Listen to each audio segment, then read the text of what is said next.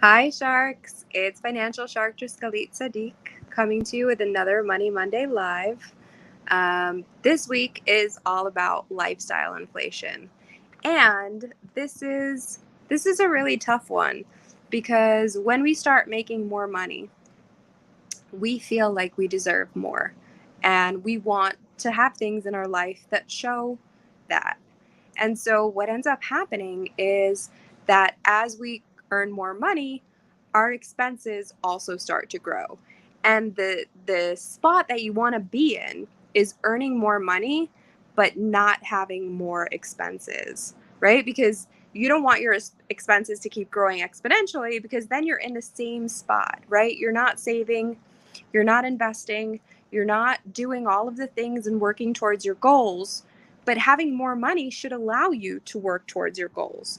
And so keeping an eye out for lifestyle inflation and the different ways that it could happen is key. So, one, it's going to creep up on you want a nicer car. So, leasing. And if you want a nicer and nicer lease, those numbers are going to keep going up. If you want a nicer place, right? I will tell you, stay in a spot that you feel safe, right? And that feels good. And if you've got kids, that is in a good neighborhood for good schools, but make sure that you are spending the same amount, right? That you are not going over and above what you can afford. And the best way to do that is to budget, right? So, yes, have a good place, have a safe place, have a place that fits your life and your goals, but don't get the nicest place that you could possibly get, right? That's not the key here, because you want to have money to put towards the things that you want later and not just spend it on rent. Now, I know when I was growing up, the advice was that you buy the smallest house in the nicest neighborhood that you can afford, right? So get into the good neighborhood, but get into it on your terms, not overextending yourself. Because a lot of people, what they did this pandemic, right? The prices were crazy and they were just like, we need a house, we're going to overextend ourselves. And now they're struggling a little bit. And that's not the position that you want to be in. So, another place that it could creep up is subscriptions. So, this is a very easy way for lifestyle and inflation to creep up on you. You all of a sudden get a subscription for, you've got Netflix and you've got Hulu and then you've got Peacock and then you've got HBO, and you could keep going on and on and on, and Spotify, and there's a million things, a million different subscriptions that you can get. And they seem like a small amount, but once you put them all together, they really add up.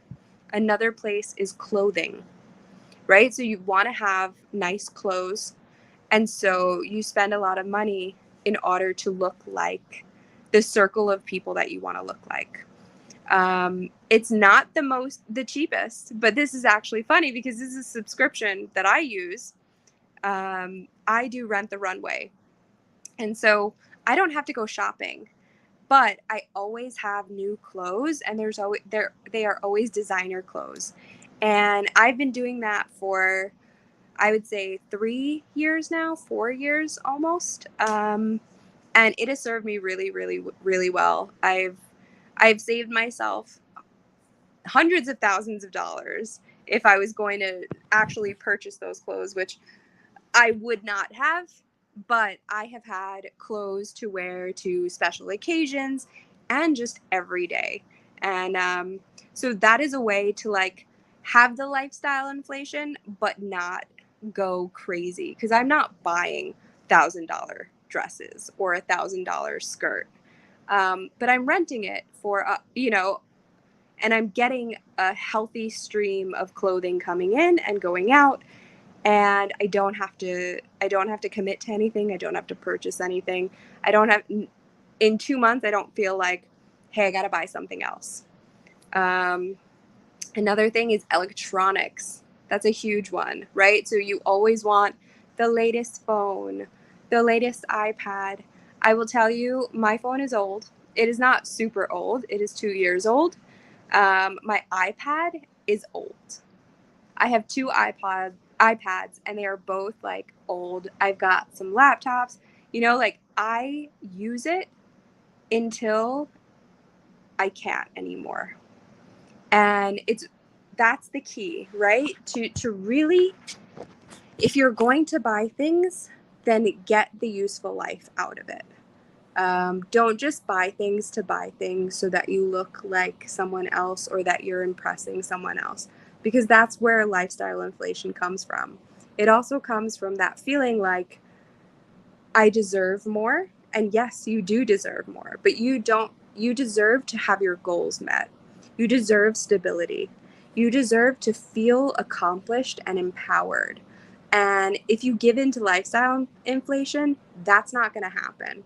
What you're going to feel is stressed, like you're living paycheck to paycheck, like you're stuck, like you've made more money, but you're stuck in the same place, in the same situation that you were financially before. So I want you to really, really, really, really think about how it affects you, how each dollar that you spend, is it intentional? Is it important? Is it working towards something that you need and want? Are you saving? Are you investing? Because if you're going to make more money, if you've gotten a raise lately, or you've switched jobs, or there's a way for you to make more money, you've gotten a second job, I want you to put that towards your future. I want that to be somewhere you're putting in savings, something you're putting in investing. I want you to think about more than just today. And yes, having things for today is great. And there's room in the budget for that, but there has to be a budget. We can't just spend and spend and spend, and because then the money controls you and you are not controlling the trajectory of the money. I will tell you what's going on with me today. So the air condition in my house broke, and I'm renting a house here in Phoenix because I own in New York. And so initially, we figured out it's a kind of a catastrophic failure of the air condition. It is 118 degrees in Phoenix. And so we have been figuring out, like, what are we going to do? And our initial thought was, hey, let's get an Airbnb for a week or 2 weeks until they can come, because they're going to have to open up the ceiling and open up the walls and replace the whole air conditioning unit and its central air. And so it's a much bigger job than you would think. So, initially we're like, gonna get an Airbnb, we're gonna find maybe a hotel. And I was talking to my landlord, and we came up with a solution that will actually work without me having to, spend the additional money and feel like, yeah, technically, do I make enough money to go to a hotel when my air condition breaks? Sure, but is that the best use of my money for today? Probably not. And so we've decided the landlord is going to pay for a window unit for the bedroom and a bunch of fans. And the downstairs air condition still works. And so instead of us sleeping on the couch for the next week and a half, because that's just not possible, right? I'm not asking you to like live in crap. I'm not going to live in crap. But I'm going to make the best choice for the amount of money that's reasonable to me. So if I were able to find, I was looking at a timeshare my mother has a timeshare, and there was one in Scottsdale. So I was thinking maybe I could move there for a week. But honestly, this works out way better. And even if it's going to make me slightly uncomfortable, right? I'm not going to have full air condition upstairs, but I can make it work for a week, right? So if there's things that you can make work in your life, instead of going for the higher priced item all of the time, that's the way you can battle lifestyle inflation, right? You're living currently and doing well on what you have. So just because you made more money does not mean you need to spend more money. You can still do all of the things, be in all of the rooms that you need to be in, right? Because sometimes you think, okay, now I have this higher paying job, I need to look the part. You can still do that while not losing everything, while not going into debt, while not spending more than you have to. And if you don't spend more than you have to, then the extra that you're making can go into your savings. It can create an FU fund. That's one of my favorite accounts. If anything goes wrong, I want you to have a cushion so that if your air condition breaks and you have to go stay at a hotel because you don't have an awesome landlord, like I have an awesome landlord who works with you, like you have enough money to be like, I can't stay in a house where it's 95 degrees and and just suffer, right? You have to have the cushion to allow you to make the decisions, because if you are making decisions, right, if you give in to lifestyle inflation and you are living paycheck to paycheck, when an issue arises, you are not going to be in the best frame of mind to make a good decision. You are going to have a fight or flight response. And when you are nervous and scared, you are not thinking clearly. But if you have a cushion and can say, like I said, okay, here are our options. We can go to a hotel. We can go to a timeshare. We can go to an Airbnb, a VRBO, like all of these things, I can then put those on the table and make a decision based on what works best for my life. In this case, I was able to have an amazing conversation with my landlord that gave me hope, and also allowed me to stay in my home office and work a normal work week instead of, having an abnormal work week working off of a laptop in some random place in Phoenix.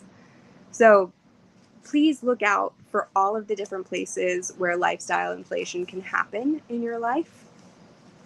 And make sure that you are living below your means, that you are making intentional use of every single dollar. So that's it for today. And I'm going to go back. I got to get cool again. And I will speak to you all later in the week for Galit Speaks, my podcast. And then please, if you have somebody that needs to hear this video, share it with them, like, subscribe, do all of the things, make sure that it gets out in the world. I know there's somebody that needs to hear this. And I will, if you're just watching Financial Sharktress, I will see you next Monday for another episode of Money Monday. Bye, everyone. Bye, Sharks.